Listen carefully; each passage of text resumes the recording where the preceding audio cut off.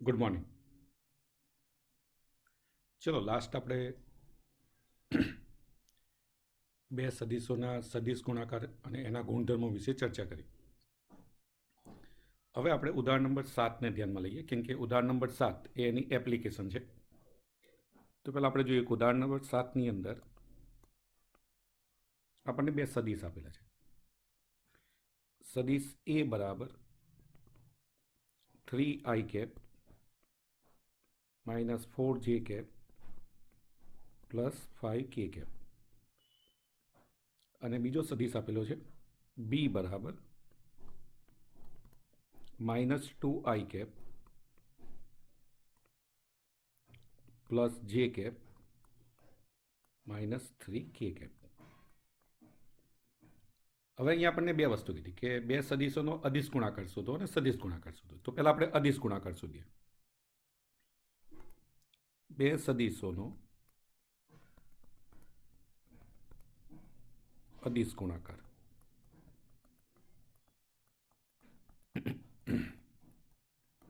હવે આપણે જાણીએ છીએ કે એને આપણે ડોટ પ્રોડક્ટથી રિપ્રેઝેન્ટ કરીએ છીએ. એટલે એ ડોટ બી બરાબર, તો પહેલાં 3i cap -4j cap plus 5k cap dot -2i cap plus j cap -3k cap. હવે તમને એનો ગુણધર્મ યાદ હશે કે જો એ ડોટ બી આપણે શોધવું હોય તો એ ડોટ બી બરાબર સીધું લખી શકાય A X B X plus A Y B Y plus A Z B Z.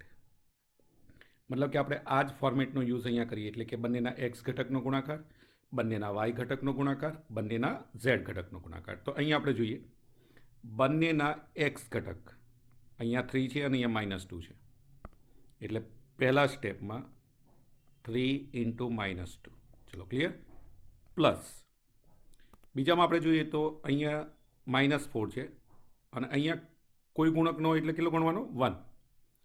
એટલે બીજું સ્ટેપ આપણું બનશે -4 × 1 પ્લસ, હવે જોઈએ તો અહીંયા 5 છે અને અહીંયા -3 છે. આ નિશાની સાથે જ લઈ લેવાનું. એટલે હવે જો ત્યાં આપણે લખીએ તો ઝેડ ઘટકો એના થશે 5 અને -3. સિમ્પ્લિફાઈ કરીએ તો -6 પ્લસ -4 પ્લસ -15. ક્લિયર છે કે ત્રણે ત્રણની નિશાની સરખી છે, એટલે ત્રણેયનો શું થાય? સરવાળો. એટલે 6 4 10 ને 15 25. નિશાની કઈ આવે? માઇનસ, એટલે -25.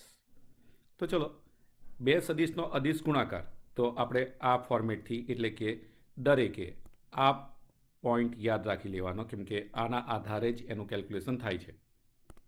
હવે આપણે જોઈએ એ ક્રોસ બી, મતલબ કે બે સદીશોનો સદિશ ગુણાકાર.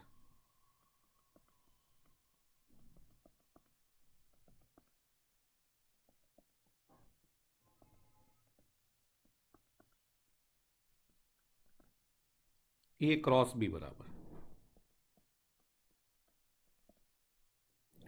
હવે આપણે કાલે જ એનું સૂત્ર જોયું કે ભાઈ સૂત્ર એનું શું બને છે? I cap j cap k cap, પહેલાના ઘટકો એટલે 3 - 4 5, બીજાના ત્રણેય ઘટક એટલે -2 1 અને -3.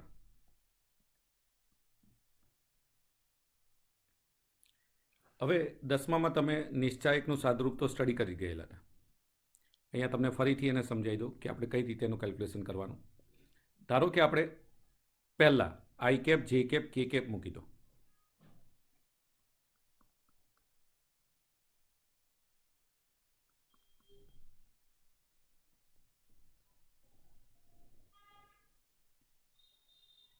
હવે આઈ જે જગ્યાએ છે એનો સ્તંભ જુઓ તો આ એનો સ્તંભ છે, અને આઈ જે જગ્યાએ છે એની હાર જુઓ એટલે આ એની હાર છે. આ બેને કાઢી નાખો. એ કાઢી નાખશું એટલે આપણને બાકીનું શું દેખાય છે ત્યાં? તો તમે જોઈ શકો કે હા સર, -4 5 1 અને -3 દેખાય. જેવું દેખાય છે એવું જ લખી નાખો.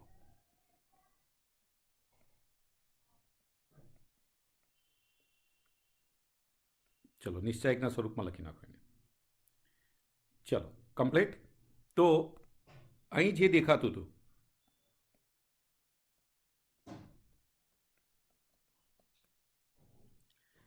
આઈ કેપ જોડે એ આપણે લખી નાખ્યું. હવે આપણે જે કેપ વાળો ભાગ જોવો. તો જે કેપની હાર એટલે કે આ ભાગ અને જે કેપનો સ્તંભ એટલે આ ભાગ કાઢી નાખો. તો હવે શું દેખાય છે? 3 5 -2 -3. ચલો જેવું દેખાય છે એવું જ લખી નાખો.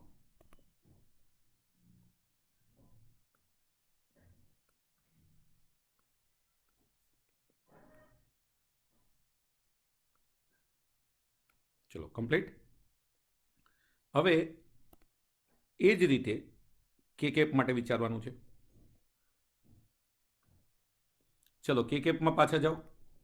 કે કેપની હાર કાઢી નાખો. એના ભાગનો જે સ્તંભ છે એને કાઢી નાખો. એટલે એ બંને નીકળી ગયા. હવે જે દેખાય છે એને તમે પાછો નિશ્ચાયકના સ્વરૂપમાં લખી નાખો. 3 -4 -2 1.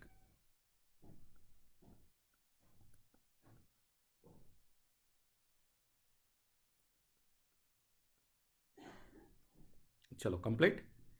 તો આ થઈ ગયું કે સિમ્પ્લિફિકેશન જ્યારે આનું આવે ત્યારે આ રીતે પહેલાં તો તમારે ત્રિહાર નિશ્ચાયકમાંથી આઈ જે કેની જોડે જોડે જે દ્વિહાર નિશ્ચાયક આવતો એ લખી નાખવાનો છે. ચલો હવે નિશાનીની વાત કરીએ. તો પહેલું પ્લસ લેવાનું, પછી માઇનસ અને પછી પ્લસ. નિશાની ખાસ યાદ રાખજો. પહેલું પ્લસ, બીજું માઇનસ, ત્રીજું પ્લસ. આ જ રીતે જવાનું છે. ચલો આટલું થઈ ગયું. હવે જે કામ કરવાનું છે એમાં હવે આપણે આ જે દ્વિહાર નિશ્ચાયક આવ્યો એનું સાદરૂપ કઈ રીતે આપવાનું? તો હંમેશા પહેલા આ લાઈન લેવાની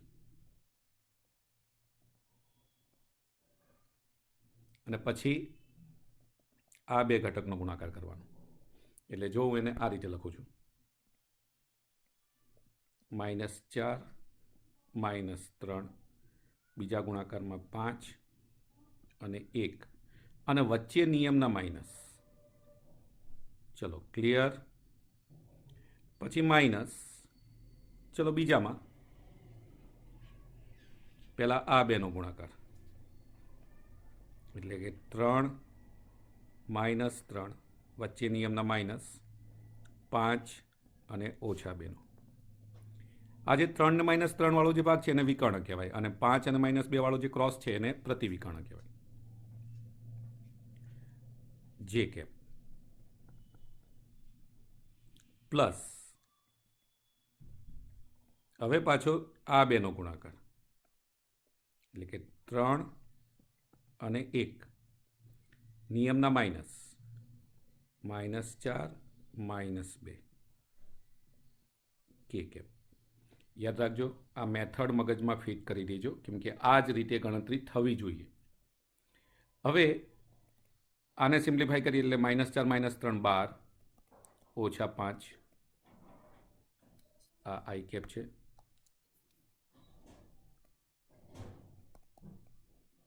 માઇનસ -9 -10 જે કેપ પ્લસ 3 - 8 કે કેપ. ચલો 12માંથી 5 જાય એટલે આપણને ખબર છે કે સર 7 વધશે એટલે 7 આઈ કેપ. -10 એટલે માઇનસ શું થઈ જશે? પ્લસ એટલે -9 + 10 થશે અને -9 + 10 એટલે કેટલી વેલ્યુ આવશે? 1 એટલે માઇનસ જે કેપ. 3 - 8 એટલે કેટલા આવશે? -5 એટલે -5 કે કેપ. તો તમે જોઈ શકો છો કે એનું જે મૂલ્ય છે A × B એ આટલું મળશે. કદાચ તમે જો B × A શોધો એટલે કે B પહેલાં લો એટલે કે -2 1 -3 પહેલાં લખો ને 3 -4 5 પછી લખો અને આ જ રીતે જો સાદુરૂપ આપો ને તો જવાબ આનો આ જ આવશે. खाली निशानीओ शुं थशे बदलाई जशे। मतलब कि ए क्रॉस बी बराबर शुं मळशे आपणने माइनस बी क्रॉस ए। तो आपणे जो साबित करवानुं के आपणे बंने वेल्यू शोधीने पछी कम्पेर करी शकीए।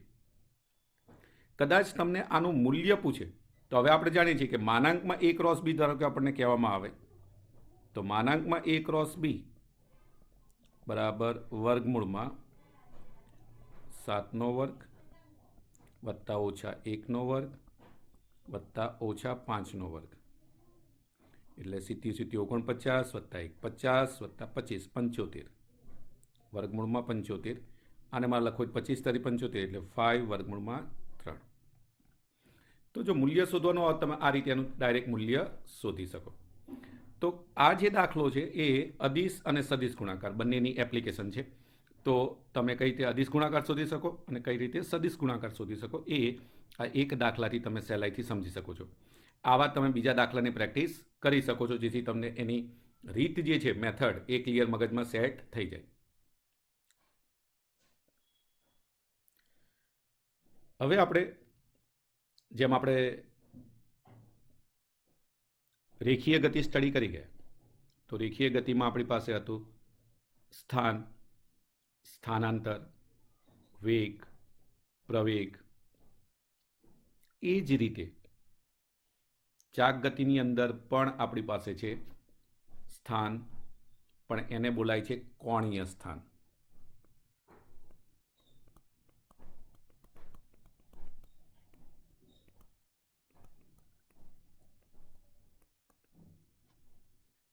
બીજો શબ્દ પેલામાં જેમ આપણી પાસે સ્થાનાંતર હતું તો અહીંયા આવશે કોણીય સ્થાનાંતર।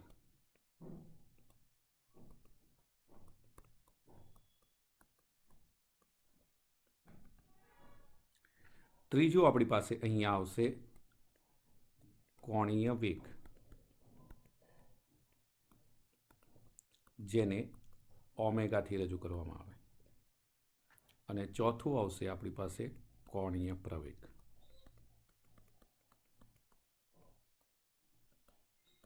પહેલા આપણે આ ચાર રાશિ ઉપર જ વાત કરીએ છીએ। હવે આપણે જે વાત કરવી છે કે કોણીય વેગ અને રેખીય વેગ વચ્ચેનો સંબંધ। આપણી થિયરી આવી છે કોણીય વેગ અને રેખીય વેગ વચ્ચેનો સંબંધ। પહેલા તો આપણે એ જોઈએ છીએ કે હું કોણીય વેગ કોને કહીશ। તમે અહીંયા એક આકૃતિ જોઈ રહ્યા છો। આકૃતિની અંદર એક દ્રઢ પદાર્થ આપેલો છે। દ્રઢ પદાર્થ એક સ્થિર અક્ષને અનુલક્ષીને ચાક ગતિ કરે છે।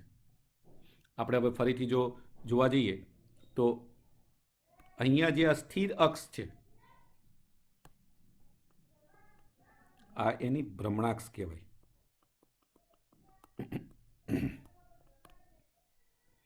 એ ભ્રમણાક્ષને અનુસરીને ગોળ ગોળ ફરે છે આખો પદાર્થ। ભ્રમણાક્ષ ક્લિયર છે કે પદાર્થના મધ્યમાંથી પસાર થતી અક્ષ બતાવેલી છે। તમે અહીંયા જોઈ શકો છો કે એની અહીંયા જે ગતિ છે એ આ દિશામાં છે। એટલે આ જે બતાવે છે આવો જ્યારે આવે તો એ આપણે એવું કહી શકીએ કે ડાબીથી જમણી બાજુ એનું ભ્રમણ થાય છે। બીજી બે અક્ષોને અહીંયા આપણને એક્સ અને વાય એ બતાવેલી છે અને અહીંયા ઓ એનું ઉગમ બિંદુ છે। યાદ રાખજો જે ડાયાગ્રામ છે એને તમારે શબ્દોમાં વર્ણન કરો એટલે એની થિયરી થતી જાય। હવે આપણને ખબર છે કે આ દ્રઢ પદાર્થની અંદર અસંખ્ય કણો હશે। જ્યારે દ્રઢ પદાર્થ ભ્રમણાક્ષને અનુલક્ષીને વર્તુળાકાર ગતિ એટલે કે ભ્રમણ કરતો હશે ત્યારે દ્રઢ પદાર્થની અંદર રહેલા બધા જ કણો વર્તુળમય ગતિ કરતા હશે। સરળતા ખાતર અહીંયા એક કણને રજૂ કરેલો છે। તમે અહીંયા જોઈ શકો છો કે કોઈ એક કણ લીધો પી, કણનું કોઈ એક ટી સમયે સ્થાન આપણને અહીંયા આપી દીધું। ધારો કે હું અહીંયા થોડુંક ડિટેલિંગ કરું છું તો આકૃતિમાં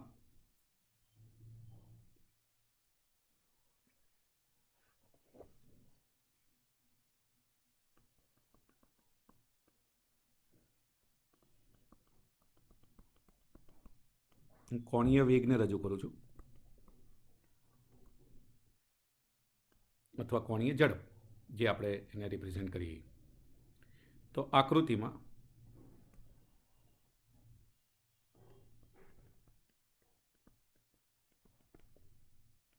દ્રઢ પદાર્થનો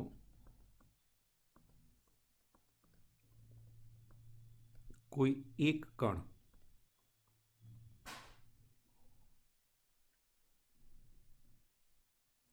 ટી સમય પી સ્થાને છે,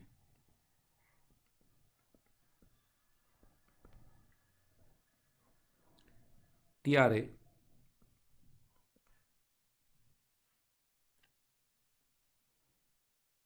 ઉગમ બિંદુને અનુલક્ષીને તેનું કોણીય સ્થાન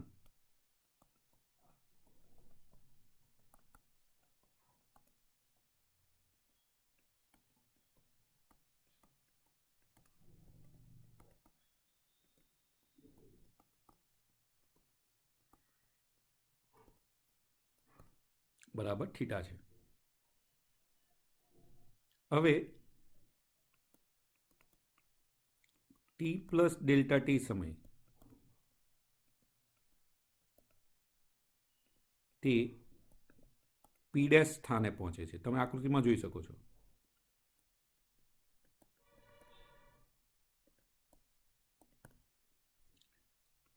ત્યારે તેનું કોણીય સ્થાન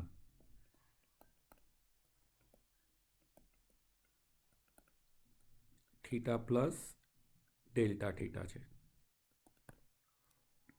આમ ડેલ્ટા ટી સમયમાં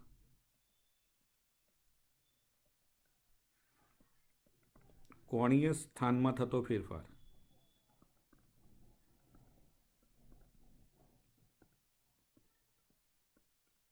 બરાબર theta plus delta theta minus theta બરાબર ડેલ્ટા થીટા, જેને એનું શું કહેવાય? કોણીય સ્થાનાંતર. હવે આપણી પાસે આથી સરેરાશ કોણીય વેગ ઓમેગા બરાબર કોણીય સ્થાનાંતર છેદમાં સમયગાળો. કોણીય સ્થાનાંતર આપણી પાસે છે ડેલ્ટા થીટા, સમયગાળો છે ડેલ્ટા ટી. અહીંયા આપણે કહી શકીએ કે સરેરાશ કોણીય વેગનો એકમ તો ઉપર ડેલ્ટા થીટા છે એટલે રેડિયન પર સેકન્ડ. બીજું આપણે કહીએ કે તેની દિશા, તો હંમેશા એની દિશા જે પરિભ્રમણ થતું હોય ને જે સમતલ, એ સમતલને લંબ હોય. એટલે કે વર્તુળાકાર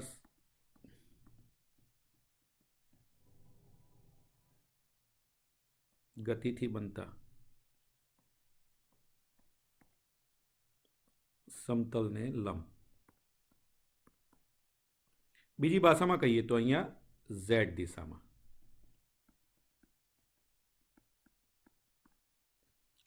હવે આપણને ખબર કે આપણી પાસે સરેરાશ કોણીય વેગ છે, તો મારે તત્કાલીન કોણીય વેગ જો શોધવો હોય, જો limit delta T tends to 0 લઈએ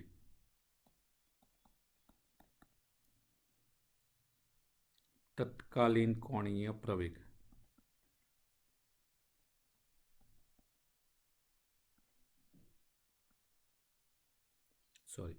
તત્કાલીન કોણીય વેગ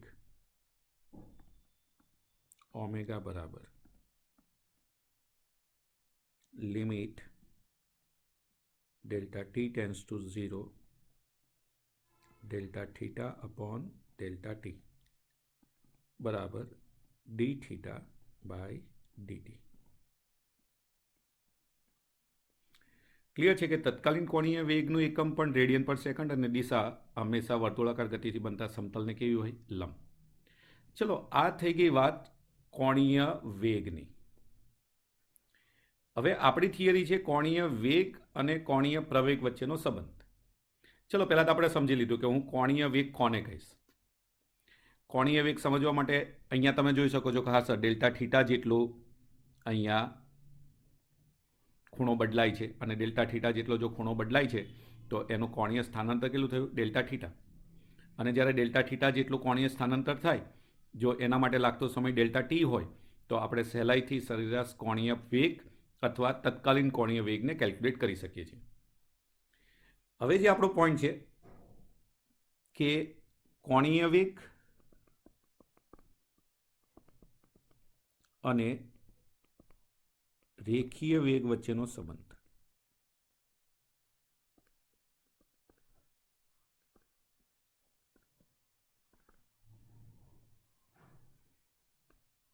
ચલો, આપણે આ શોધવું છે.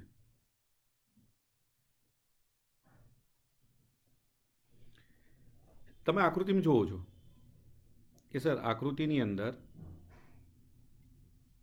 એક વર્તુળ બને છે. વર્તુળ બને છે એટલે એ વખતે કેન્દ્ર સી આગળ અંતરાતો કોણ કેટલો છે? Delta theta. ત્રિજ્યા કેટલી છે? આર જેટલી. એ વખતે પી બિંદુ પાસે વેગ, હંમેશા આપણને ખબર છે કે સર વેગ જે હશે એ સ્પર્શક વર્તુળાકાર પથના સ્પર્શકને દિશામાં હશે. એટલે અહીંયા આ જે દિશા આપી છે એ કોની દિશા છે? વેગની. પહેલાં તો આપણે અહીંયા જોઈએ કે હું જો ખૂણો મારે શોધવો હોય તો ખૂણાની વ્યાખ્યા અનુસાર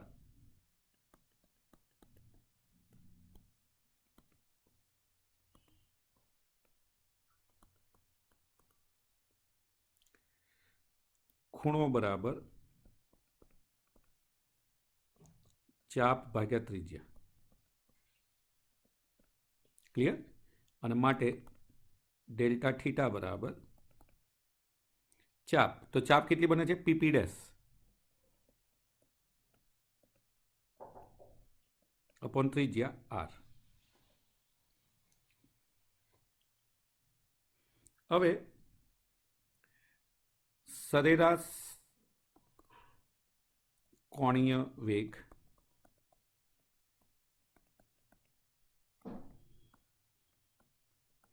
બરાબર આપણી પાસે સૂત્ર શું હતું? Delta theta upon delta T. Delta થીટાની જગ્યાએ શું લખી શકું હું? ચાપ PP dash upon R delta T. હવે આપણે જાણીએ છીએ કે સર ચાપ પીપી ડેશ એક શું છે? રેખીય સ્થાનાંતર. એ વર્તુળ પરનું સ્થાનાંતર છે.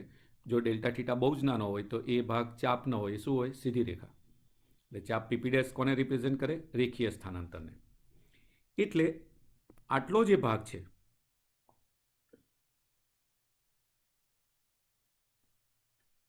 એ ભાગ ઇનડાયરેક્ટલી કોને રજૂ કરશે?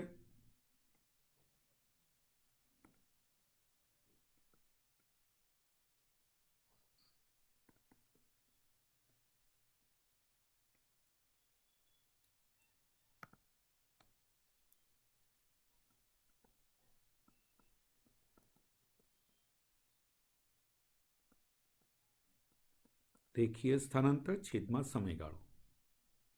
મતલબ કે એ કોને રજૂ કરશે? સરેરાશ વીને. આના પરથી આપણને મળશે સરેરાશ વી બરાબર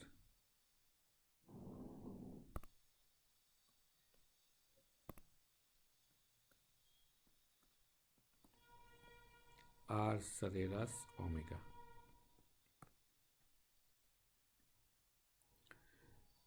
જો limit delta T tends to 0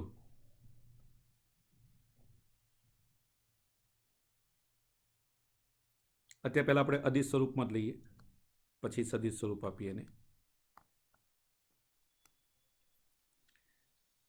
એટલે આને આપણે કોણીય ઝડપ પહેલાં કહીએ, કેમ કે પછી એને સદિશ સ્વરૂપમાં લખવા માટે પાછું આપણે થોડોક સંબંધ ચેન્જ કરવો પડશે, એટલે અહીંયા સરેરાશ કોણીય ઝડપ કહીએ તો એ પણ સેમ જ મળશે આપણને. Limit delta T tends to 0 જો લઈએ અહીંયા તો સરેરાશ વી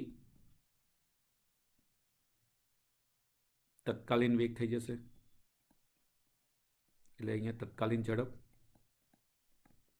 અને સરેરાશ ઓમેગા જે છે એ તત્કાલીન કોણીય ઝડપ થઈ જશે.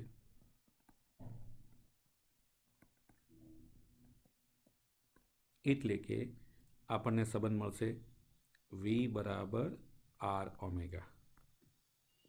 આ જે છે એ કોણીય ઝડપ અને રેખીય ઝડપ વચ્ચેનો સંબંધ છે. યાદ રાખજો, ફરીથી બોલું છું, કોણીય ઝડપ અને રેખીય ઝડપ વચ્ચેનો સંબંધ.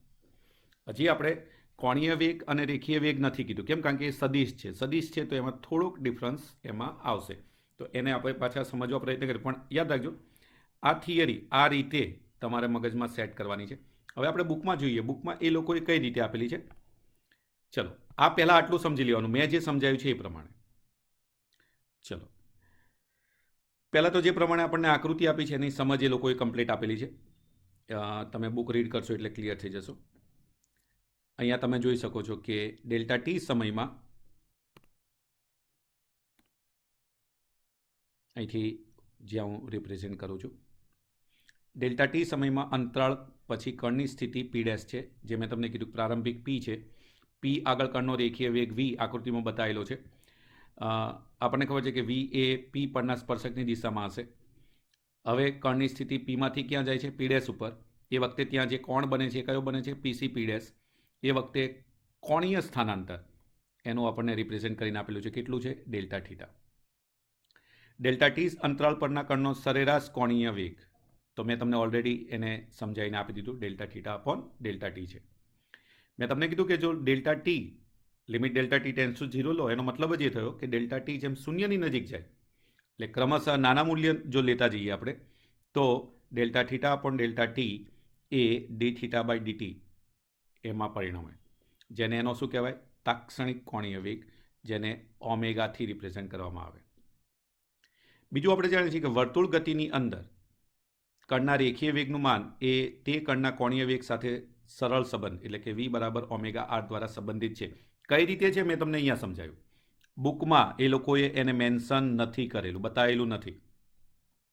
એ લોકોએ તો સીધું એવું કીધું કે વી બરાબર આર ઓમેગા લખી શકાય. કઈ રીતે લખી શકાય? તો મેં તમને અહીંયા એ સંબંધ બતાવ્યો. તમને એ ખબર હોવો જોઈએ કે સર આ રીતે એને રિપ્રેઝેન્ટ કરી શકાય છે. બરાબર? અહીંયા તો એ લોકો સિમ્પલ જ છે કે દરેકે દરેક કણ હોય એ કણ જોડે આ સંબંધ લાગુ પાડી શકાય. મતલબ કે દ્રઢ પદાર્થમાં સ્થિર અક્ષથી લંબ અંતર આરઆઈ પરના કણ માટે રેખીય વેગનું મૂલ્ય, એટલે કે રેખીય ઝડપ વીઆઈ બરાબર ઓમેગા આરઆઈ થાય. હવે તમે આઈ બરાબર, એટલે કે એન કણોનું બનેલું તંત્ર છે, તો આઈની જગ્યાએ 1 હોઈ શકે, 2 હોઈ શકે, 3 હોઈ શકે. તો આ રીતે તમે એને વેલ્યુએશનને કાઉન્ટ કરી શકો.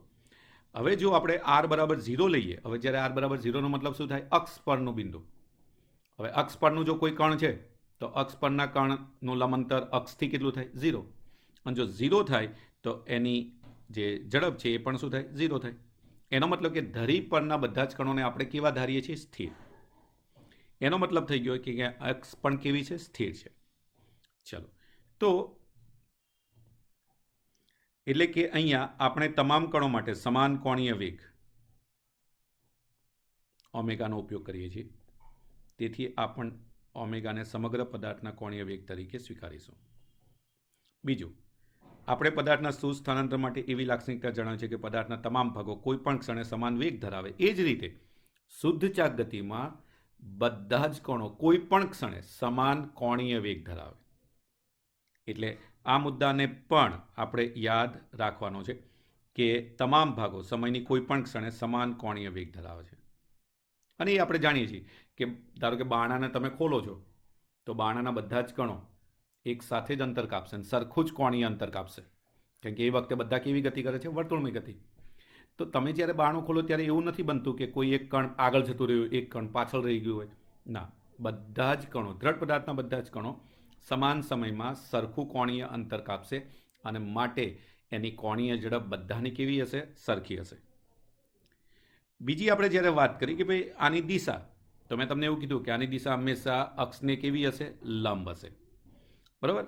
અને ક્લિયર છે કે એને શોધવા માટે આપણે કોનો ઉપયોગ કરીએ છીએ? તો એને શોધવા માટે આપણે મોટાભાગે જમણા હાથના સ્ક્રૂના નિયમનો ઉપયોગ કરીને કેલ્ક્યુલેશન કરીએ છીએ. બરાબર. તો જો જમણા હાથના સ્ક્રૂને, કેમ કે આપણે હંમેશા પદાર્થ જે દિશામાં પરિભ્રમણ કરતો હોય ને એ દિશામાં પહેલાં તો સ્ક્રૂને ગોઠવી દેવાનું. વર્તુળ જે દિશામાં ગતિ કરતું હોય, પરિભ્રમણ કરતું હોય, એ દિશામાં સ્ક્રૂને ફેરવવાનું. સ્ક્રૂ જો અંદર તરફ જાય તો ઓમેગાની દિશા અંદર તરફ, અને સ્ક્રૂ જો બહાર તરફ આવે તો ઓમેગાની દિશા બહાર તરફ. તો અહીંયા તમે જોઈ શકો છો કે આ આકૃતિની અંદર આમ જોવા જઈએ તો એની દિશા કેવી છે? સમઘડી દિશામાં. અને જો સમઘડી દિશામાં આપણે સ્ક્રૂને ફેરવીએ છીએ તો સ્ક્રૂ ક્યાં જાય? અંદર. એટલે કે ઓમેગાની દિશા ક્યાં હશે? અંદર તરફ. અને જો વિષમઘડી દિશા હોય તો એ જ દિશા ક્યાં હશે? બહાર તરફ. ચલો, ક્લિયર? એટલે અહીંયા આપણને જો જમણા હાથના સ્ક્રૂનું શીર્ષ પદાર્થ સાથે ભ્રમણ કરે તો સ્ક્રૂ કોણીય વેગ ઓમેગાની દિશામાં આગળ વધે છે. જો પદાર્થના પરિભ્રમણની દિશા સમઘડી અથવા વિષમઘડી દિશામાં હોય તો ઓમેગાની દિશાઓ બદલાય છે. ચલો, ક્લિયર? આટલી વસ્તુ પહેલી ક્લિયર યાદ રાખવાની. બે થિયરી તમારે સમજી લેવાની છે. એક, કોણીય વેગ કોને કહેવાય? એની ટોટલ રિપ્રેઝન્ટેશન, એનો એકમ, એનું એક પોઈન્ટ આમાં એ પણ એડ કરી દેજો કે એનું પારિમાણિક સૂત્ર m0 L0 T-1, કેમ કે રેડિયન પરિમાણ રહિત છે. તત્કાલીન કોણીય વેગ કહો કે સરેરાશ કોણીય વેગ કહો, બંનેનું એકમ સમાન છે, બંનેની દિશાઓ સમાન હોઈ શકે છે અને બંનેનું પારિમાણિક સૂત્ર પણ સમાન છે. ચલો, ક્લિયર? બીજો પોઈન્ટ આપણે અહીંયા જોવા જઈએ, જ્યારે આપણે બંનેની વાત કરીએ ત્યારે, કે આનો જે આપણી પાસે પારિમાણિક સૂત્ર આવ્યું, તો નીટના ક્વેશ્ચનમાં આપણને ક્વેશ્ચન આવે છે કે ભાઈ કોણીય વેગનું પારિમાણિક સૂત્ર કઈ બીજી રાશિને સમકક્ષ છે? તો યાદ રાખજો, અહીંયા આવું નવું પારિમાણિક સૂત્ર કોનું છે? આવૃત્તિનું. એટલે અત્યારે નામ યાદ રાખવાનું કે આવૃત્તિ, કેમ કે આવૃત્તિ બરાબર શું છે? એફ. એફ બરાબર 1/t, અને 1/t નું પારિમાણિક સૂત્ર કરશો એટલે m0 L0 T-1 જ થશે. માટે એવું કહી શકાય કોણીય વેગ અને આવૃત્તિ પારિમાણિક દ્રષ્ટિએ સમાન રાશિ છે. તો આ રીતે એને કમ્પ્લીટ આપણે સમજી લેવાનું છે અને યાદ રાખવાનું છે. નોંધ કરતું જવાનું જેટલા પણ આવા MCQs બનતા હોય એની. Thank you.